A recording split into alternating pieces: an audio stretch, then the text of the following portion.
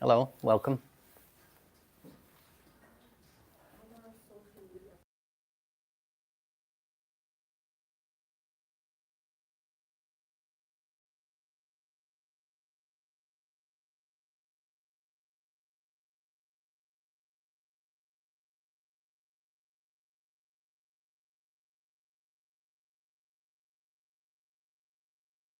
It'll be accessible later. Okay, perfect. Yeah, Thank you. you're welcome. No, I was wondering.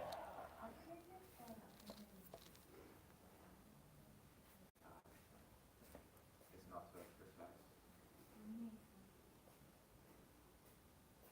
Oh, okay. Yeah.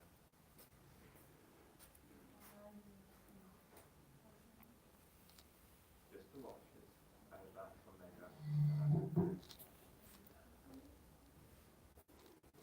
Yeah. No, I'm not right.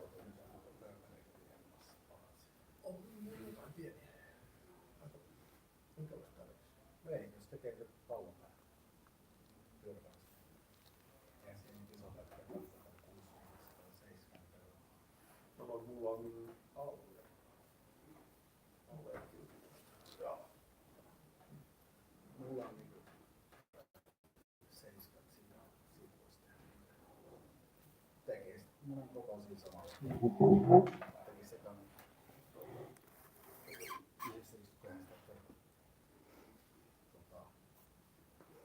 alle 5 mittaa. Niin. Mä tein tuosta jo oikein kapeen katkaisun terveyden. Okei. Sitten vaan stangin päästä kerrallaan yhden reiän rannassa. Viimeisen reiän. Sitten vaan pari milliä yhtä paksuutta ja sotaa.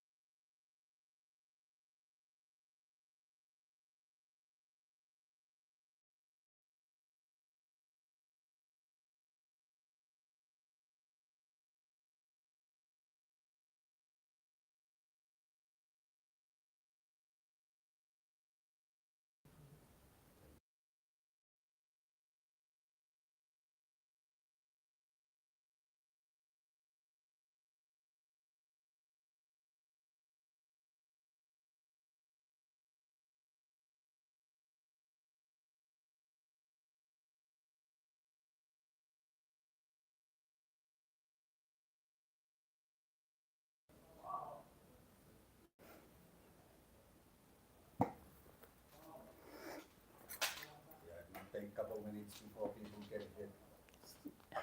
Yeah, we can be merciless.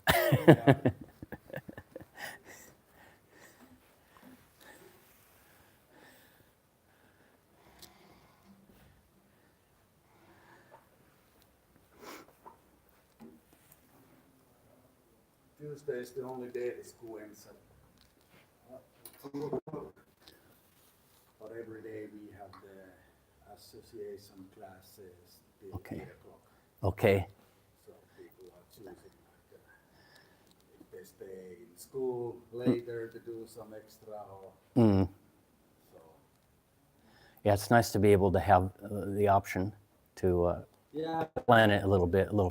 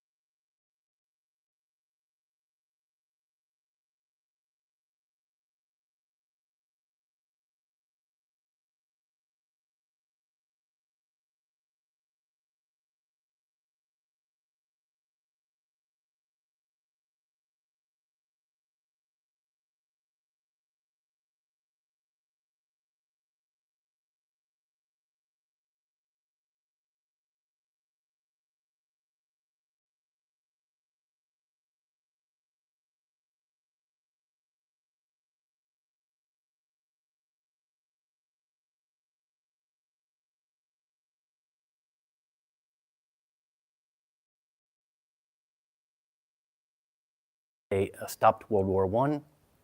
It was 1918 at 11 o'clock.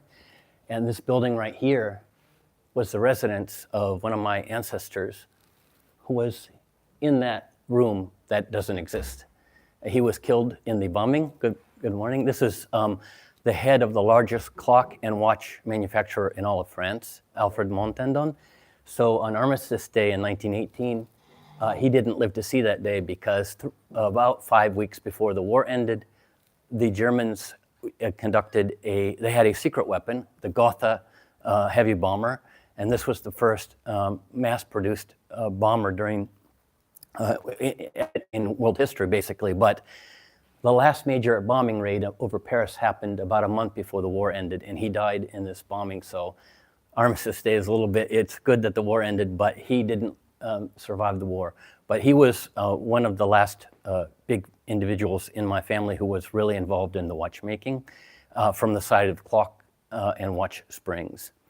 So, I would like to say that welcome to this lecture. My name is Mike Montandon, and I am my plan is to deliver to you an understanding of how watchmaking came to Switzerland.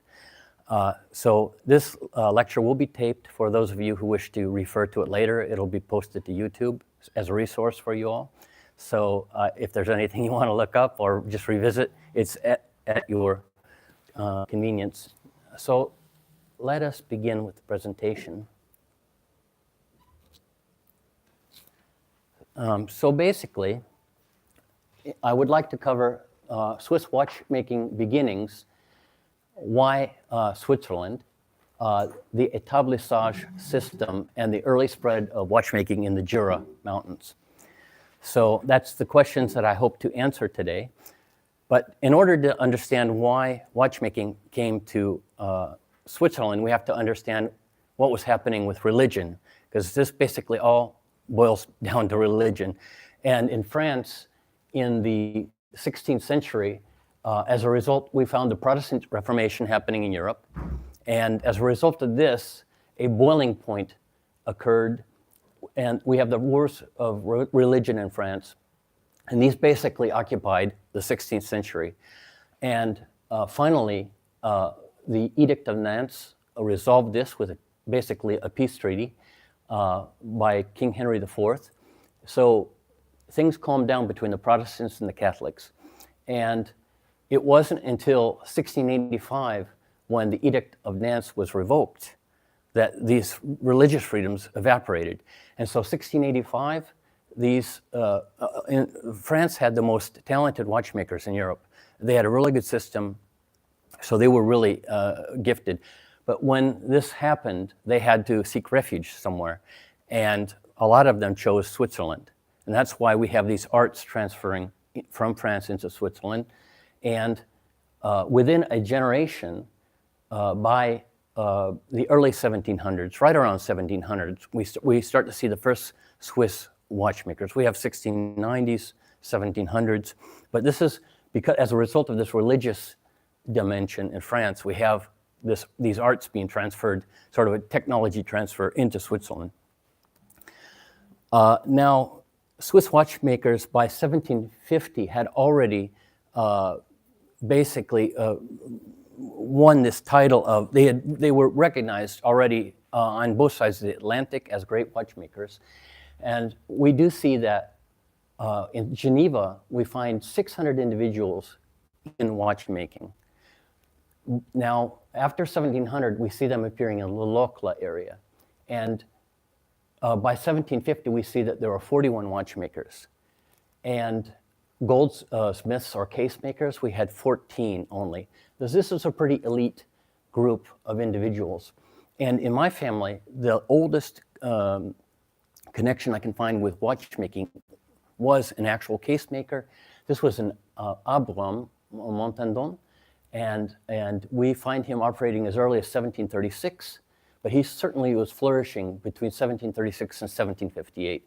So we find him being referred to as a master maître monteur de boîte juré. And this is somebody who was sworn to do this, who basically had passed all of the tests, as it were. and he was qualified to do this work. But he's the oldest link I can find in my family with watchmaking that's recorded.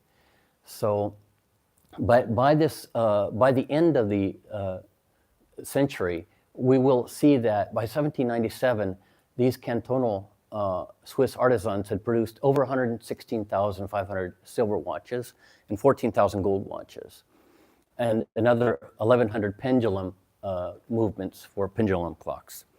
So this is sort of what we see now.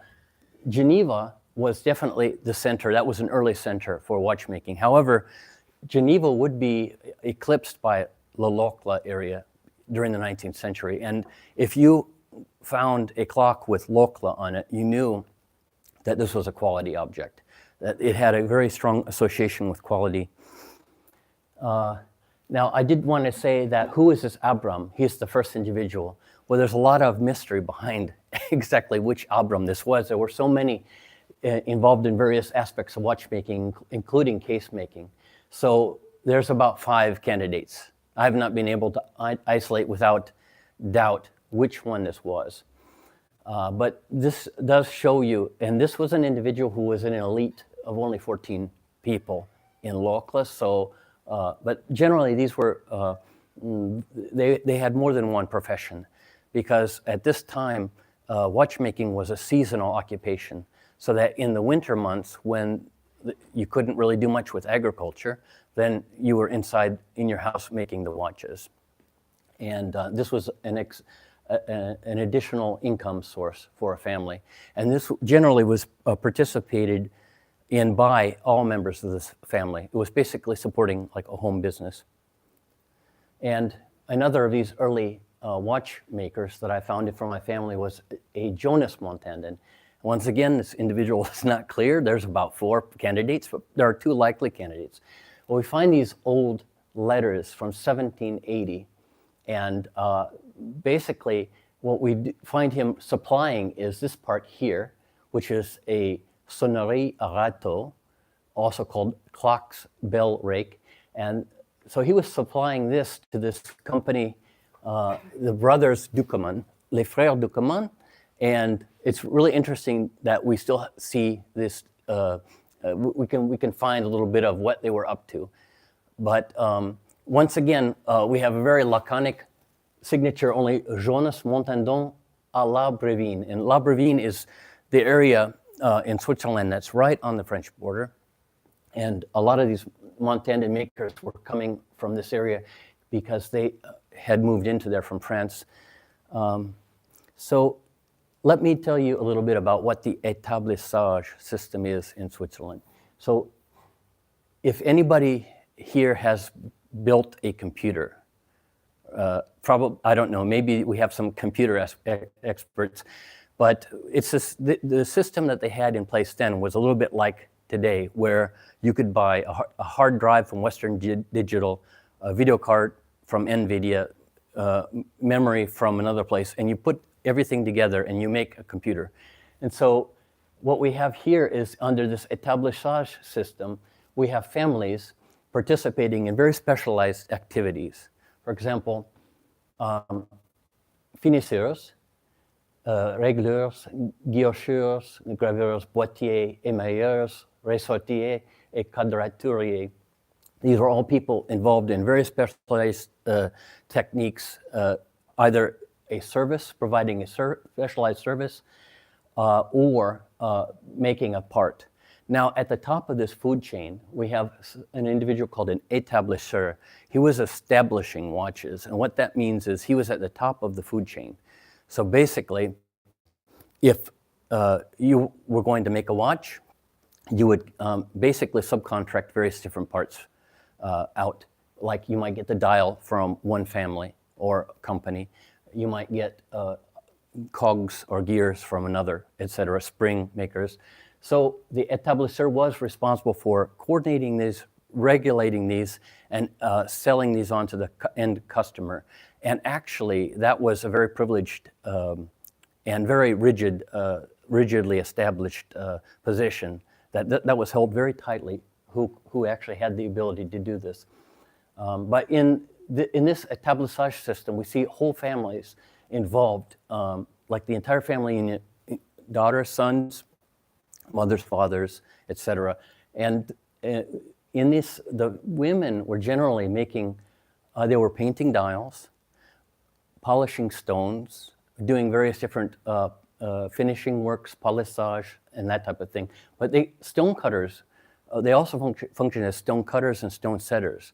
They had these very good motor skills. And so this was something that every member of the family could participate in. And indeed, if your family was establishing watches, you may be able to realize the entire thing within under your house.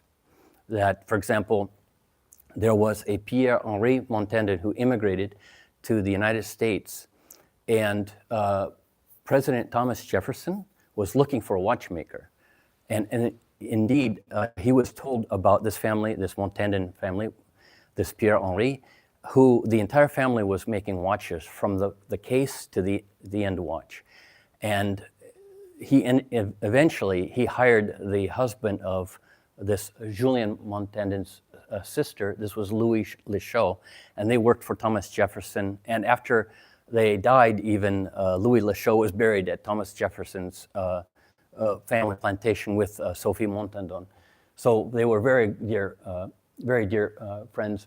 But we see this, that these family members are all contributing, and this is really interesting. We don't see this anymore because it's not economically feasible or viable. But when we have these companies, and in my family, under watch manufacturers, one of the biggest ones is Montandon Frères. So this individual that I mentioned who was killed in the bombing raid in World War I, he was on the other side of Montandon Frères. This company was divided into two halves. One half manufactured watches, and they were located in Switzerland. The other manufactured watch and clock springs. So they were specialized. But this was Montandon Frères. And another of these companies that cooperated with Montandon Frères is Montandon Sœurs. And they were basically providing services for these watches. For example, the painting of the dials or the stone setting, the polishing, etc. This is a very interesting system, this établissage, and it's not really very well understood nowadays. So let us continue. These are the points I would like to talk about: the family, its beginnings, migrations and exodus, and contributions to the art of horology.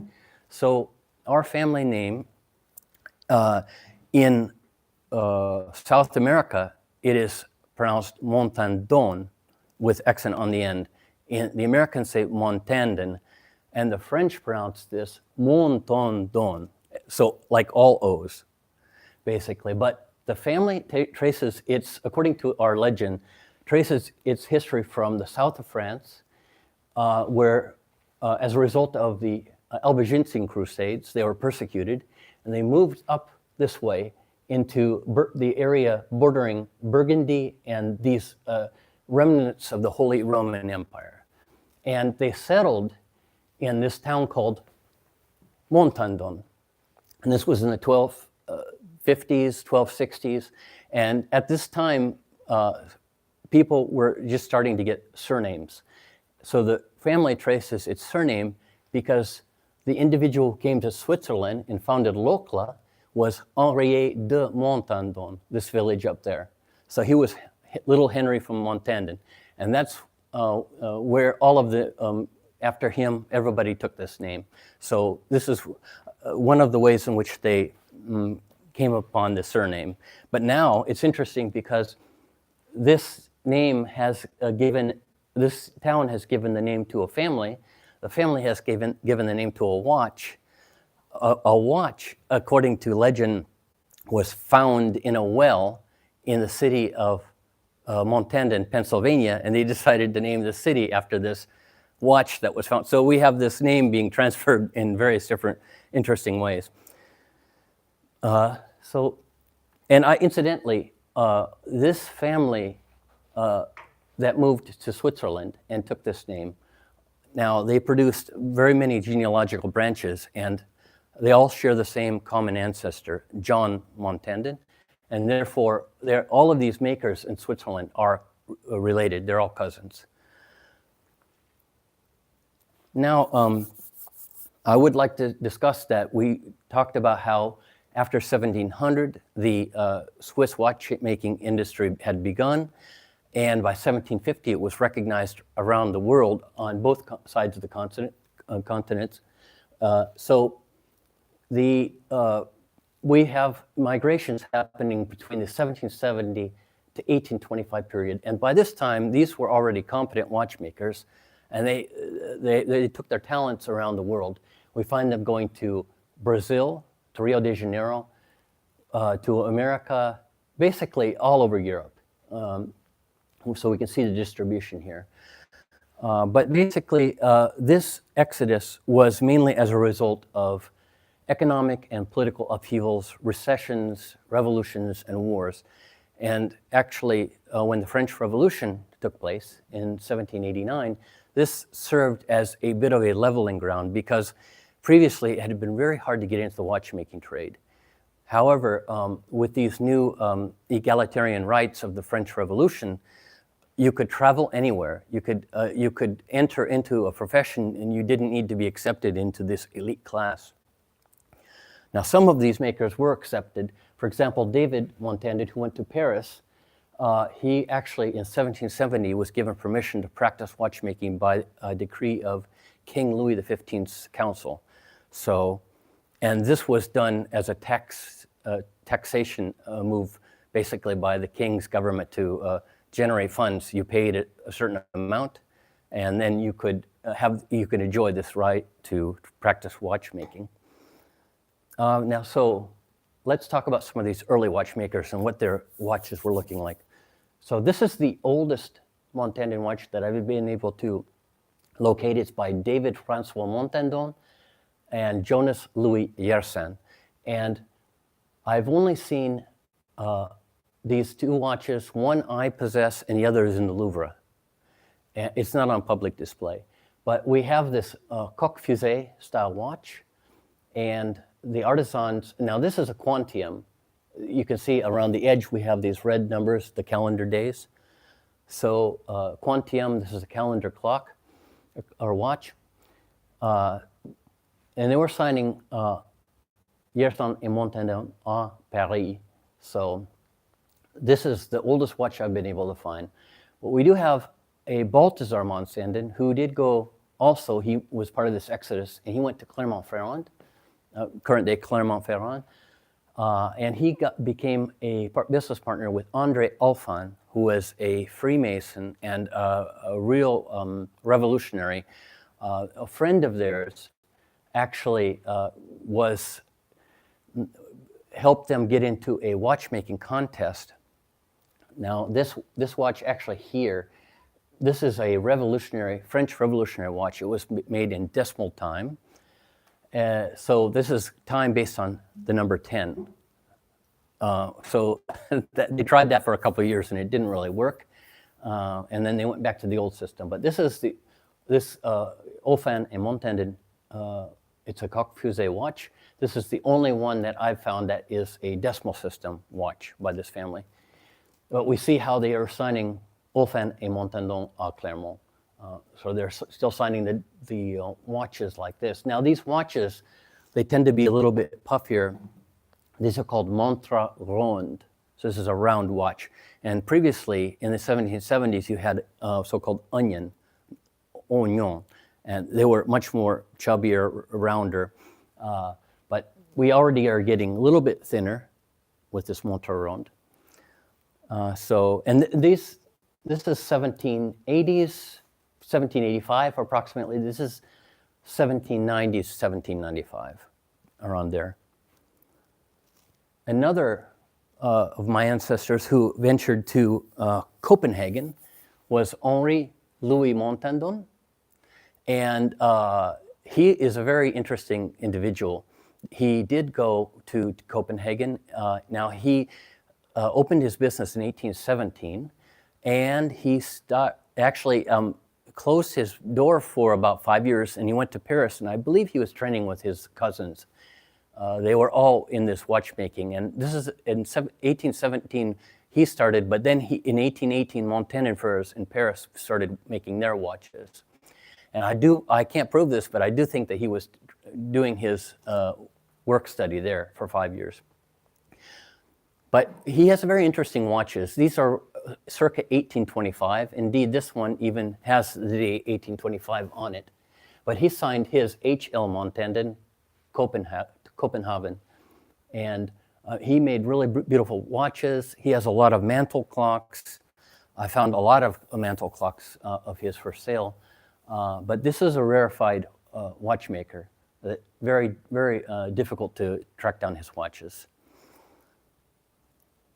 And these would still be, in general, he's making cylinder watches. So now I would like to go on to, this is our very typical mid-century Swiss watchmaker. This is Alphonse Montandon. We find him called an établisseur, and he was the only Montandon that is making watches signed à Travers. And Travers is a valley in Switzerland, and there's a little village called Travers in it. But if we look, you see this mountain in the middle or towards the top. That is actually, does anybody know who has a workshop there? Karivotilainen. That's the Chapeau de Napoleon, Napoleon's hat it's called. So this valley contains a series of small villages, but this was in a very high watchmaker occupancy place. In other words, they were making various different parts of watches throughout this valley. And with Alphonse, we find him making, during the 1840s, 50s, and 60s, all kinds of really high quality golden watches, and they got very thin. And this is an example of his watchcraft. But we have this Lepine 4, generally Lepine 4 style calibers, and these are key wind and key set. You can see where the keys go. But with Alphonse, and he has a really beautifully engraved dust covers. I really like the style of watch he was making, but unfortunately, the village of Travers, and my great-grandfather came from Travers. This is where my family originates from. In 1865, I believe it was in the autumn of 1865, a fire totally destroyed the town. 101 buildings were destroyed. Basically, 95% of the town was destroyed. And after 1865, you can see what the buildings look like. We don't see Alphonse making any watches anymore. He totally disappears from the Davoine almanacs. So this was really destructive. But he really occupies an interesting place because he was a mountain watchmaker. He was making these and selling these to the United States. Now his brother, Louis Edouard, actually had a business in the south of the United States, in Louisiana, Alabama. I believe he was exporting cotton and importing watches to the United States, and these would have been his brother's watches probably. But so we see them showing up in southern United States areas like Louisiana, etc. But and if you have any questions, just stop me at any time. But this is a very good example of this pre-middle 19th century watchmaking. So I would like to talk additionally about the development of the watch industry in Switzerland. So this is the 18th and 19th century's growth, the significance of international exhibitions and export trade networks. So one of the tools that I've used to research the family history is Davoine almanacs. This is like a yellow page of anybody really who had a very high profession, and mainly this is watchmakers catalog. But I started to search these Montandon specialists. These are watchmakers. Now, watchmaker is a very general term. It can be somebody who's making a case, but generally this did become a little bit more differentiated later on. But this could be boîtier, this could be horologe is the standard term. But we see in this period that there are very few listed in this catalog. But from the 1850s on, basically 1850 till 1910, we see this huge skyrocketing. And so there were a lot of specialists and a lot of watchmakers and business people in this trade. But around World War I, it totally evaporates. And that reflects the challenges in the Swiss watchmaking industry at that time, because the nature of the watchmaking industry had totally changed, and this établissage system no longer worked, basically. This was a difficult period for Swiss watchmakers. So national and world expos, their significance is that they were a vehicle.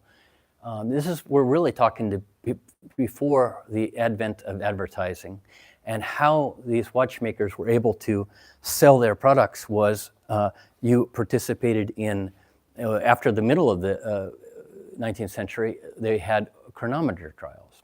So you could show your wares there, but mainly it was these exhibitions, national and international. And if you won a medal at one of these competitions, then you're viewed very favorably as a skilled watchmaker, and word of mouth would spread about your legacy, the types of watches you were producing, and people wanted those watches. And this family really did well at these international and even national shows. That we see this letterhead notes that they won Exposition de 1834 and 1844 silver medals. So these were something that they would brag about. This was the fame and the illustrious nature of their craft. But the more medals you got, the more your name was talked about, and the more people wanted to buy your watches.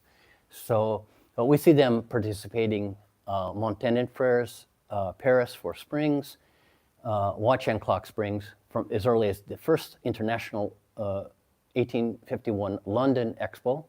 But then they're producing basically, or participating in basically every single exhibition around the world. And they continued to win medals. And the last one that they participated in, I believe, was 1881 in Melbourne. And after that, on the watch side, Montandon Frères Locle, they were no longer in business because of the nature of the watch industry, that it was changing rapidly and American competition was getting very fierce. But this is very important vehicle for watchmakers at that time. And this was really before there were any forms of advertising, to say. So, but we also find, like, for example, these chronometer trials. This Ulysse Montandon-Robert, he was participating in England at the Kew trials and also in Geneva, and he was winning everything massively. He had lots of watches taking the highest medals, and his chronometer accuracy was so respected that these big companies would come to him and ask him to regulate their movements and to fix a plate in the right manner so that it would function properly. But we do have this phenomenon with these shows, and this was an important vehicle for recognition in the day. So now I would like to talk about this celebrated, and it's usually called the celebrated brand Montandon Frères in the newspapers of the day. But importers were seeking these watches, and this is the biggest company in my family's history. And they had all kinds of wins from these shows, and their sales were mainly in North and South America. So we find them, actually I found several articles in the Mexican press warning buyers to beware because the name was so respected and celebrated, that there were a lot of attempts to sort of counterfeit this, and people were making watches with something that looked very similar, but it wasn't their watches. But on the clock and watch springs, we do find various different tools for the measurement of these springs that they patented in 1857, such as this Montandon fusee. And we basically, these tools were, this was a 15-year patent. I find them making a lot of different patents, but this patent, it was only issued for 15 years, but this system is still used today by sort of old-fashioned watchmakers. That this is based on the French ligne system, which is French for inch. And this is something that it's really fascinating to find these gauges. This is one of the biggest claims to fame. But on the side of the Montandon first, their spring factory, it was the largest spring factory at one time in the world. And they were selling to Russia, Italy, Germany, England, and America. So their wares were going basically around the planet, which is quite fascinating. Now the watch side, from the watch side, we have Montandon first Locle, and I was able to find a single watch that's signed Montandon Brothers, London. Now in the 1864, 1865, 1866 period, they did have one of their relatives opened up a shop on this, the street here. It's very hard to read here, but this is 22 Percy Street. And now in England, if you've seen antique English movements, oftentimes you see it with the address. And why do they put the address there? Well, actually, this is part of a tradition because of theft. And in addition to a serial number, they would put the watchmaker and the name. And the earliest English detectives had something called a watch book. And this was used to try to defeat thieves. If they capture somebody with a watch, and they could find out based on the watchmaker's name and the address that was recorded there, if this was something that was acquired properly or not. But we do have this interesting system that the English used. But now I'd like to also bring your attention. Does anybody know what this is right here? This coin. Any ideas? Well, basically, this is something that was produced for the Mexican market.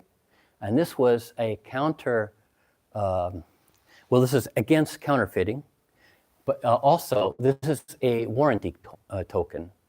So they had this pre-stamped coin with every watch. They were selling luxury watches. These were 18 karat gold. This was the highest sector, a very luxury niche of the market. And the coin had the ponçon, or the hallmark of their company. And it says in Spanish that this was pre-stamped, and then engraved would be the serial number.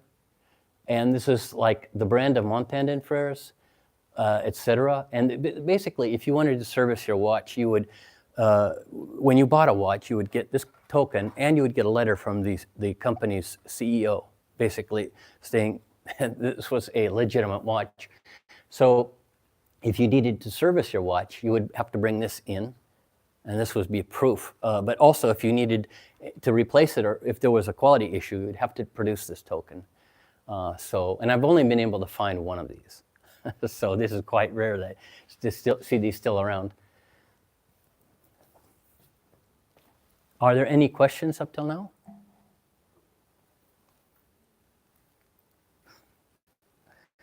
Okay, so let us talk about this exhibition here. Now, I've mentioned how important these exhibitions were for these watchmakers, because you could make or break your name at these places. But it was at the 1876 Philadelphia Centennial International Exposition where an engineer actually wrote an essay after this. Now, Swiss watchmakers, they were occupying the top of the watchmaking pyramid, basically, that they were #1 in the world. And it was at this point, this Jacques David, this engineer at Longines, he wrote an essay saying, Swiss watchmakers, wake up, because they saw the level of fabrication, watch production that the Americans were able to do very inexpensively and at such huge scale that he said the writing is on the wall. And it would be, the last quarter of the 19th century would be a big struggle for these Swiss watchmakers. Indeed, Montandon Frères, during the 1880s, they were basically getting out of the watch business. And by 1888, they had totally liquidated from their the enterprise. They basically turned all their money into cash, and they went to the Caribbean and opened up the largest cocoa plantation in the world, 100,000 cocoa plants. But they saw that it was getting too difficult to compete. So some of the other cousins remained in the watch business and continued up until the Great Depression in the 1930s. But this was a very telltale moment. This is sort of the trade shows of the day, in a way. But of course, these shows, they had different sections for different aspects or technologies, et cetera. But watchmaking was one of them. That was one of the very important ones. And I also wanted to highlight, there's a sort of notice or ad of this L. Montandon Lutz and Fils from Geneva. Now, they were making watch springs. And this is different than Montandon Frères, but they were in Geneva making watch springs. And what would that L stand for? Who do you think that could be? What's a good French name that starts with L? Louis. Right. But this is Louise. A lady owned this company, and her son participated. And you see here, 9 médailles, première classe et rappel de diplôme d'honneur. So they had 10 basically gold medals. Rappel is when it's recalled that you actually had won before, and they're recognizing you for that greatness. So they were really good at what they were doing. To go to all these shows and get that many medals, you really had to have a high level of production to get that type of quality. But it is interesting, and this shows how women play a key role even in leadership positions. And I see this also in the 1960s. The last, this is the mother of the last Montandon watchmaker, Daniel Montandon. His mother and his father were both in a business, and the mother was actually the CEO. Daniel Montandon's mother was actually, and their watchmaking company, this is Eberhard, by the way. She married Daniel Eberhard, she married André Montandon, and sadly they both died in an auto accident in Turin in 1962. But they were both running the company, and this company was actually furbishing, they were the main supplier of chronometers to the Italian Navy. So, but their son, Daniel, did go on to make marine chronometers, and he actually is the last maker in my family nowadays. So he's making tourbillons and this type of thing. So basically, that's the end. I would like to entertain any questions that you might have. Is there any historical sides that interest you as far as watchmaking? I understand that most people are probably wristwatches, and these are generally all pocket watches. And we don't have wristwatches until the so-called trench watches around World War I, basically. Actually, they really originally appeared in the 1880s, in the late 1880s, but it is mainly pocket watches in this story. But is there any interest, anybody have any questions that they would like to? One question. It was Montandon Frères. Frères, yeah. Frères. Brothers. So that's it. Yeah, brothers, Montandon, but it would be like Veliak said, Montandon, Okay. yeah. Because I'm working on an old watch that is Mermo Frères. So this is actually, Mermont is actually an allied family they're generally located in Saint-Croix. Yeah, that's what I read. Yeah.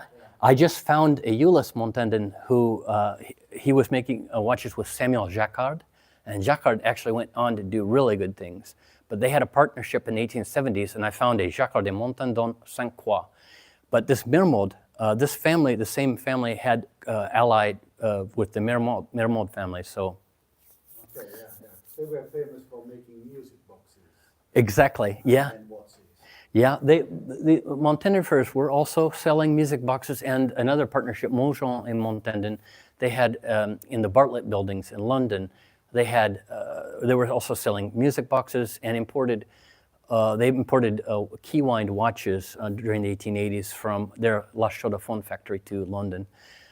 And it's interesting because in England they had a inspector who stamped the watches, and their quality was from the Birmingham assay office. So their watches had to have that in there. But Mermont is very well known. Yeah, it's not much information I could find out about the caliber, but yeah. This was from the 1890s, or? Yeah. Okay, yeah. So this was a stem winding model, Yeah. more likely. Most of these watches are key wind and key set. Yeah. However, some of the higher quality ones of Montandon do go into, they were like montre à remontoir. So this was a winding stem. Yes? You mentioned briefly someone making tourbillons. Can you elaborate on that? Sorry? The tourbillon watches? Tourbillons, yes.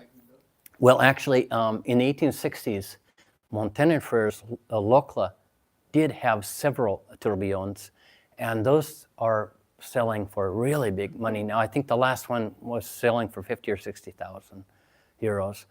But the tourbillon was subcontracted in that case. This was Charles Adolphe Montandon Blaisleon of Locle, and basically, there's a very famous, trying to remember his name, very famous tourbillon producer. And this was acquired by, still under this établissage system. But the nowadays individual who was making tourbillons is Daniel Montandon, and his company was called Montandon and Company. And I believe they're signing Val de Joux, the Joux Valley. I am not exactly sure when his last watch came out. Was it about 5 years ago? But this was you have, or no? So Daniel is still alive and making these? Yeah, as a matter of fact, he is. I can actually show you. I have a book, by the way, if anybody would be interested. This is Daniel Montandon right here. And this is one of his watches. But he's still alive, and he's, I believe, in his upper 70s.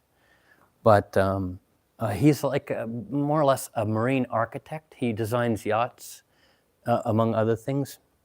But then he's made these watches too. So tourbillons are very difficult. It takes about 700 hours to to produce one of those. It's one of those more intensive. Yeah, if you are skillful and Yeah, patient. it takes time. Yeah, I have a lot of respect for anybody who can make a tourbillon. But now most of these watches tend to be anchors. I did find, I wonder if I have easily available. I did find a catalog recently with from the 1880s, and see if I can. Okay. Okay, here we go.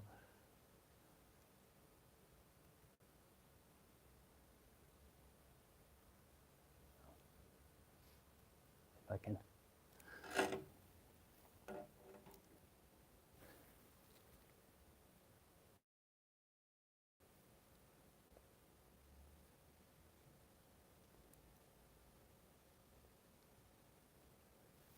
No, it doesn't show. Well, I did find a very interesting catalog that has, for example, the types of watches that this Henri was producing in 1887. I can bring this up to the pour.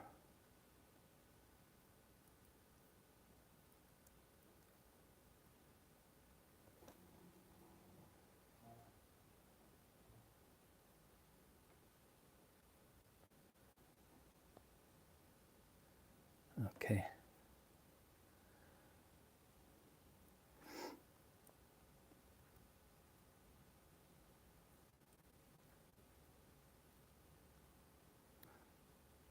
Close this slideshow down.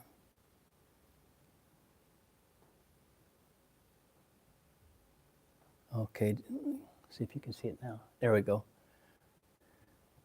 So this Henri Montandon, so Henri Louis Montandon went from Switzerland to Besançon in around 1850, 1851, and he established a business called Henri Montandon. His son, Henri Edward, continued the business, and we find in 1876 he graduated from the watchmaking school in Besançon, and so this is Henri fils. It's really equal to horologerie. So, but we find a lot of interesting watches that they were making, and this is what they look like. And I find it really fascinating. Almost all of his watches were cylinder escapement watches, and in general, the practice was anchor. Now, we do find some anchor watches in the collection.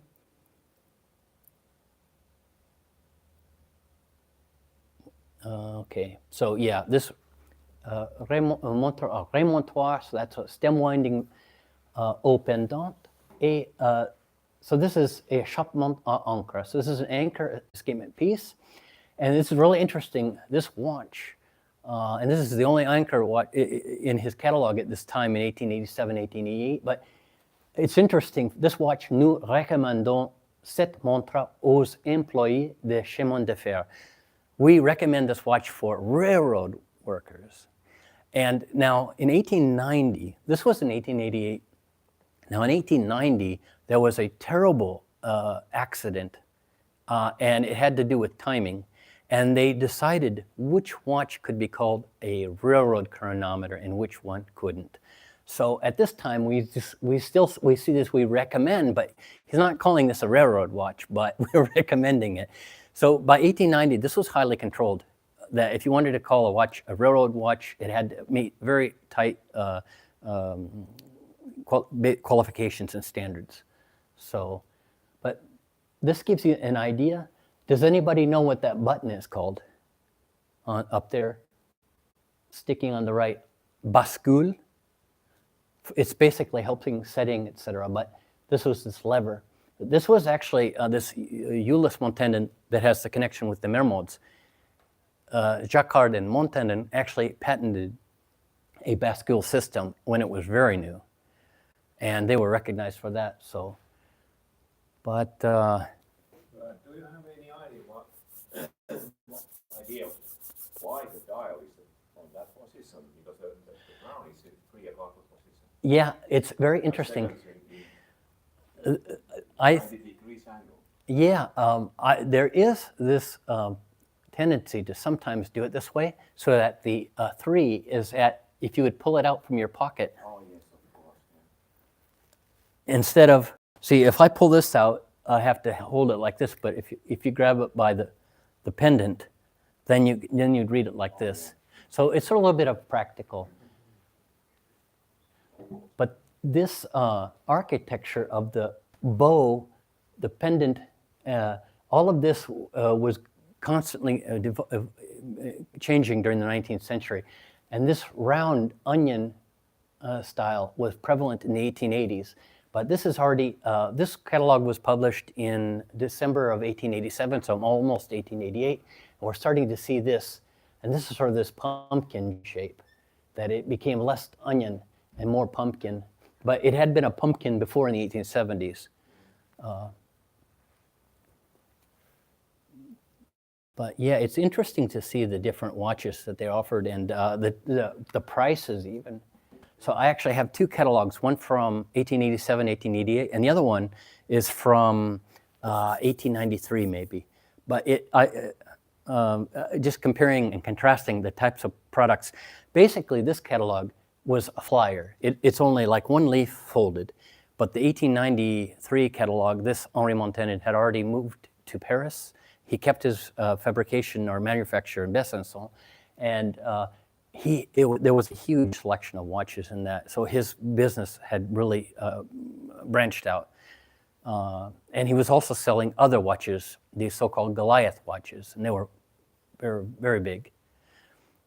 Can you compare that price of about 55 francs? Is it about salary about a month or half a year or a year? I think the average man would have been around 25 francs at this period. That was sort of the price point for the worker. There was his father had a patent for montre travailleur. Montre de travailleur. This is a watch for a worker, a worker's watch. And I believe it was at that 25 franc point. But now there are various different economic crises that affect the value. But still, I looked, for example, the most expensive watch in this catalog was, I believe, the so-called railroad watch. No, we have 40 euros, this cylinder piece. Okay, that was 45 euros. There's a point about this 10%. The net cost would be 40 and a half, but this would have been relatively expensive because actually I have another watch catalog from their competitors. I don't think I have it here, sadly, but it was a syndicate, and their watches are cheaper. So these were more pricey watches, definitely. Here is sort of, sorry for the bad quality, but this is like what you would see these people working. This is 1890s, sort of. This is this établissage system still working, putting these together, and of course that would change.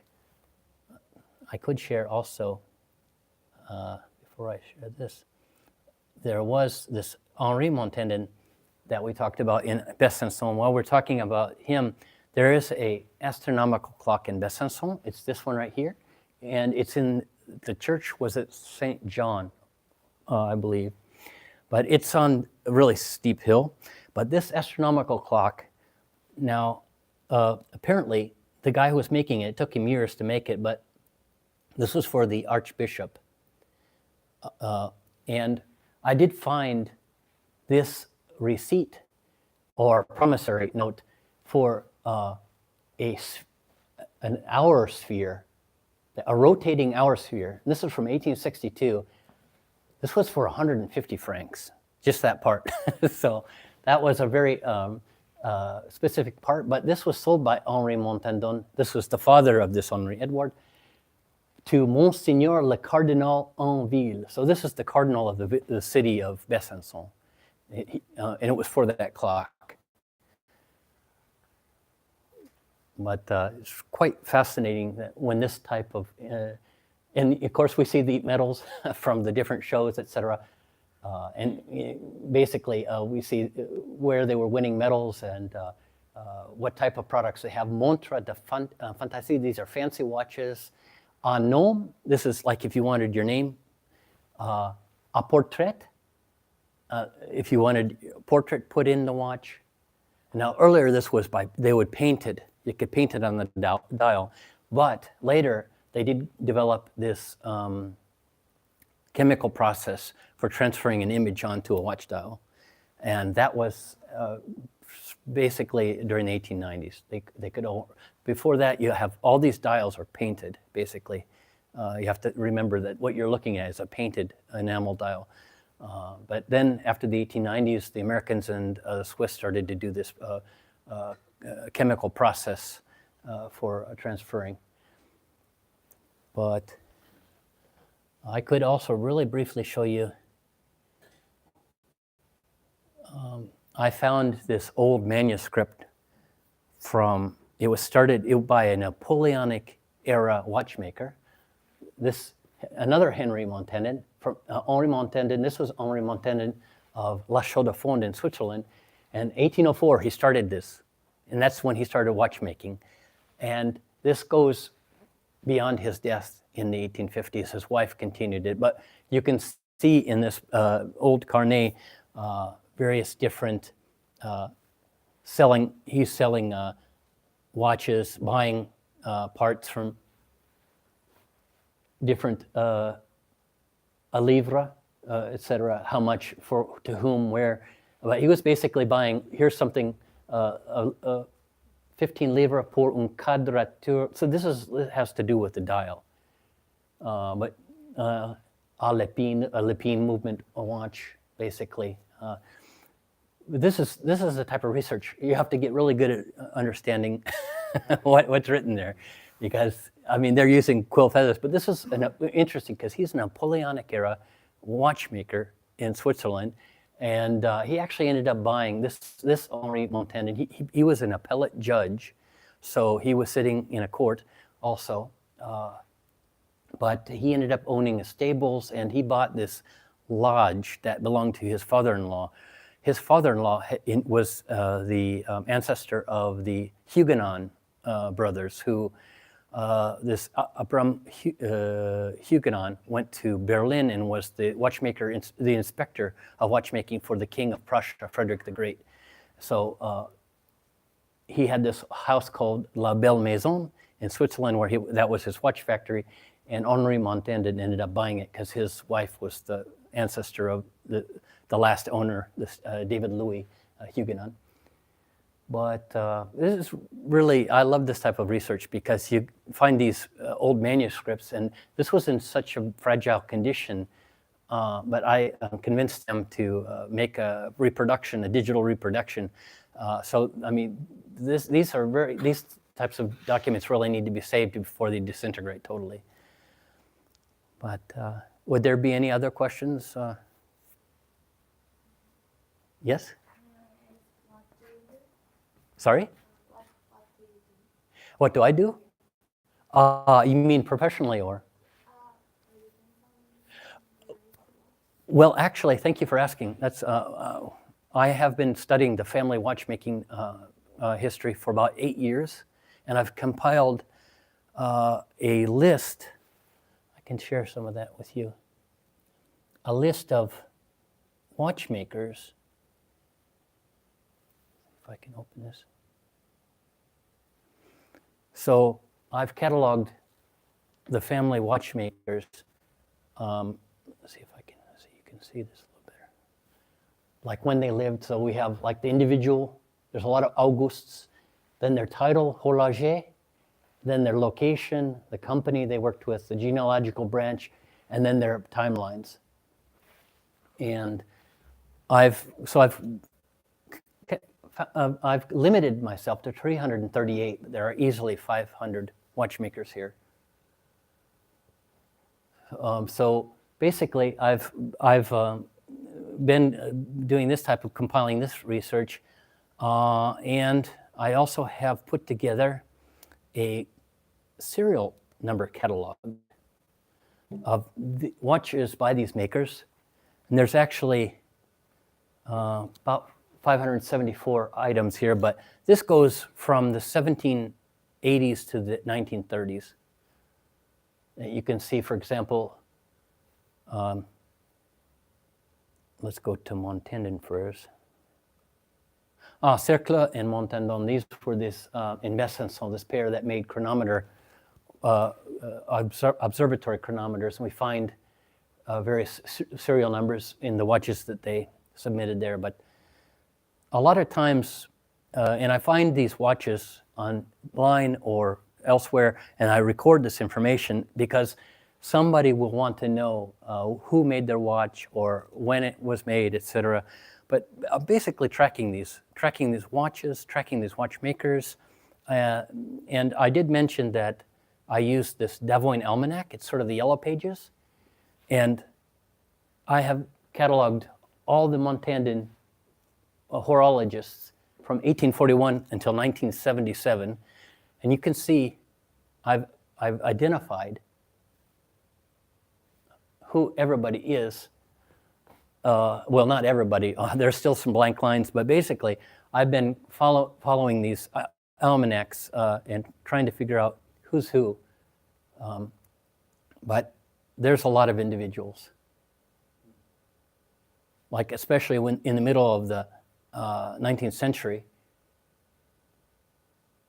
The color is the genealogical branch, how they're related. So basically, so I've been basically studying the history of this brand, and I've only met one other individual who knows anything about these Montandon makers, and he only knew the French Montandons. And this is a friend of mine, Jacques Hauvet. He lives just south of Paris, right north of Versailles. But he actually, his ancestor and my ancestor were basically friends. And he was the one who has this revolutionary watch from 1794. It was made for a like a competition, a watch competition for this decimal time. And for some reason, the watch didn't meet the criteria of the competition, and it was sent back. And when the watchmakers got it, they gave it to Jacques' ancestor, who was the mayor of this Clermont. He was also a Freemason, because they were Freemasons. But so, yeah, basically, I'm like a historian. I graduated with a history degree from Iowa State University. And basically, I'm finally utilizing my education for that. But I have actually written this book about the family history of watches that we make. And so this fall, I organized an exhibition there at the Finnish Watch and Jewelry Museum. So there is almost 100 objects on display there. That's about 60% of my collection. And in addition to the exhibition, I also formed a watchmaking society, sort of a club for people who are interested in projects, watchmaking projects or restoration, research, etc. So in our group, we have a historian, several watchmakers, a costume maker. For my YouTube channel, which I curate, I have sort of 19th century outfit that I wear, try to wear. So, but yeah, it's basically sort of hobby, but I'm also, my sort of mission is to save this history before it's lost. Because there's not a single book written about this, and I've had to go to all sorts of newspaper articles, basically election rolls, like if somebody voted, they can see who was voting where. I know who those individuals are. I've been basically bringing all these diverse sources together to make a picture of this story. So it's really deep dive, and I do a lot of these deep dives on my YouTube channel, which I invite you to check out. And actually, this lecture will be posted there. What's the name of the channel? It's called MONTANDON Watch History. So, yeah, welcome. Your subscription would be appreciated, obviously. But you can submit questions through the channel also, or if you have any requests on a subject you'd like presented, I'm always happy to get feedback. So, any other? Is anybody really interested in antique horology, or are you guys all the modern people? Because, I mean, I suppose you have a lot of customers who bring these relics and say, fix it, right? No, not at the moment, because we are still learning all of it. We're not directly. You will be there, but Yeah. yeah. I can see it. It's in the karma. But right now we have actually quite old watches, pocket watches and clocks. Yeah, some. What's the oldest one you've seen? Oldest one I worked with is an old Omega, maybe a little bit less than 100 years. Okay. Yeah. That's old in Finland. Yeah. Well, anything if it's 100 or over, they usually say it's antique. Prior to that, it's vintage. But this is a brand basically that has sort of disappeared, mostly before World War I, but by the Great Depression, the 1930s, that was the death knell, that the last individuals involved in this brand are sort of working for somebody's company, that they're no longer self-employed or is sort of, they basically, there's Daniel, I believe, is the only one who has his own sort of watch manufacturer. There is a guy that's located on the island of Reunion that I believe he has his own watch business. Yeah, and I actually have him on my map, if you notice, by close to Madagascar. So that's him. Was it Gerard? I think Gerard Montandon. It might just be a jewelry shop. I'm actually sure, but he may be actually manufacturing his own. As far as I know, Daniel's the only one who, in Switzerland, has the right to use the name on a watch. Now, he in our coat of arms, we have this anchor. And I believe he wasn't able to use the anchor because another very famous company is employing it already, and it's sort of protected symbol. So. What pocket watch are you wearing? I was going to wear a Montandon piece, but sadly my daily use, I am using a Leona. So it is a Swiss watch. It's actually made in Neuchâtel, in the canton of Neuchâtel. Sort of Fontainebleau, to my understanding, this FHF. But yeah, since I do have some Art Deco wrist watches by this Alphonse Montandon Bandelier. He was the last one that was making in the 1930s. He died in the very early 1930s, and then his son Leopold took over this business. But if you see these Art Deco movements or watches, and the movement is signed A. Montandon Swiss, then this is Alphonse. But they were basically still producing. He was the last big manufacturer. So, and my family got out of watchmaking now. My great-grandfather was a boîtier, so he was a case maker. He immigrated in 1887, 1888, the winter of, he immigrated from Switzerland to the US. And so I was born in the US, but I've been living in Europe since 1991, basically, when I graduated from university. But yeah, he got out of the watchmaking industry. It wasn't really practical in the Middle West where he settled, so he took up agriculture. But that's a common denominator generally, that it's really difficult. Like even Pierre-Henri Montandon, who they immigrated in 1815, and when they immigrated, the British arrested them as suspected Napoleonic spies. They were detained in London briefly, but then they made it to the US, and they immigrated to this Elizabethtown, New Jersey, which is right across the drink from New York City. And in the very beginning, after 1815, we do find them in the 1820s in business there. And there was Julian, there was Henri Louis, who was himself a silversmith, but Julian became the big watchmaker in the family. And him and his brother the other brother, they went to Washington, D.C., and we actually find him like 2 blocks from the White House. And Julian Montandon actually ended up working for the U.S. government. He was participating in all kinds of tests that they were doing, depths of the sea, various different experiments with an 8-inch mortar, basically artillery fire. He had a watch that could determine the time 1/60th of a second. And this was a really, this watch was so good they were using it at the Washington racetrack for horses. And almost 50 years after his death, they were still talking about him in that watch, which I find really interesting. But it was used for a lot of different things. It could, he showed it to President in the White House, as a matter of fact, to John Quincy Adams, Julian Montandon. He was doing repair work for 3 U.S. presidents, and he probably knew 4 because his sister worked for Thomas Jefferson. So, but John Quincy Adams was his first presidential customer, as far as I know. And he was doing, in the White House, he repaired the president's chronometer, various clocks. He had a Penelope clock that kept breaking, and Julian would come over and fix it. And he worked for the Senate, the Bureau of Indian Affairs.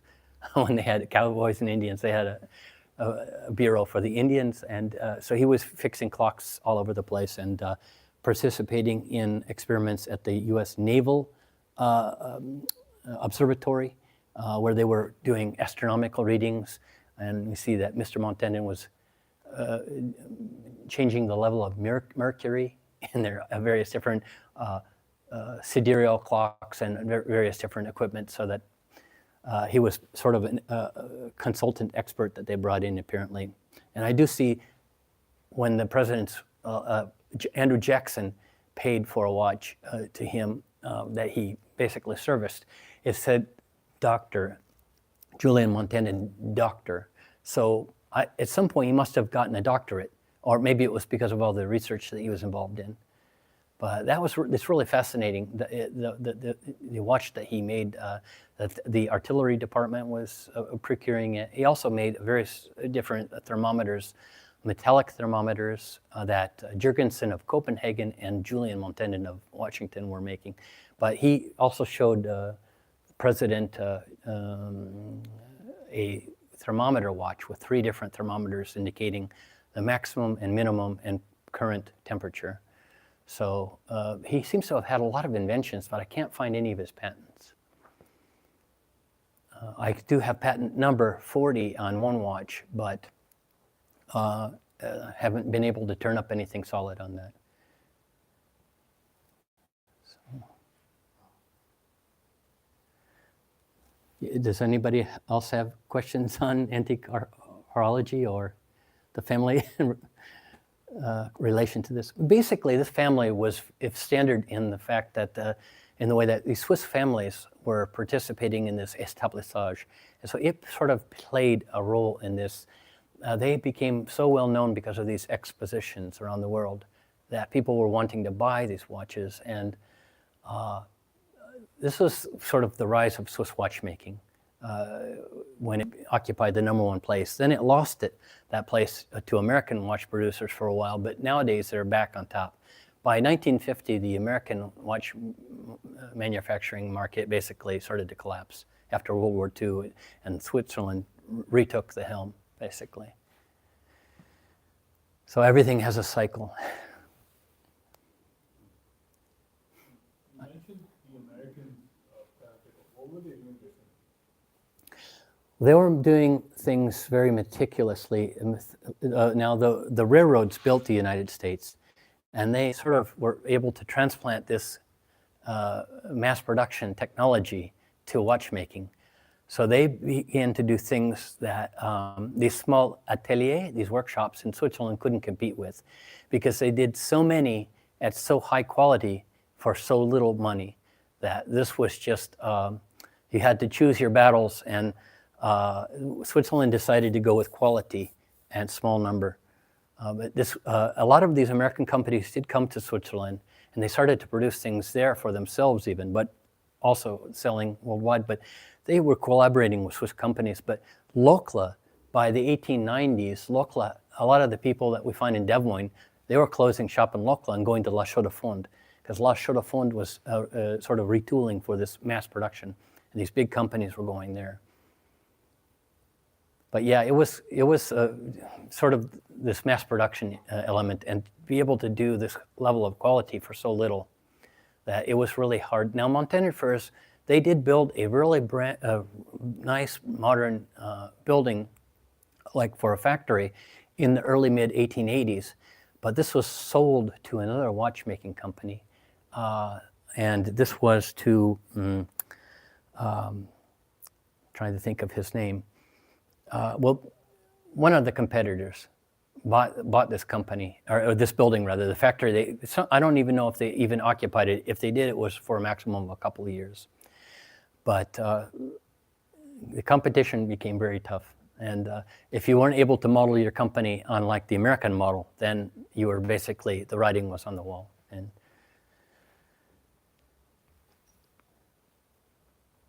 Are there any specialists here on the watchmaking side that deal with only with movement making, or are you just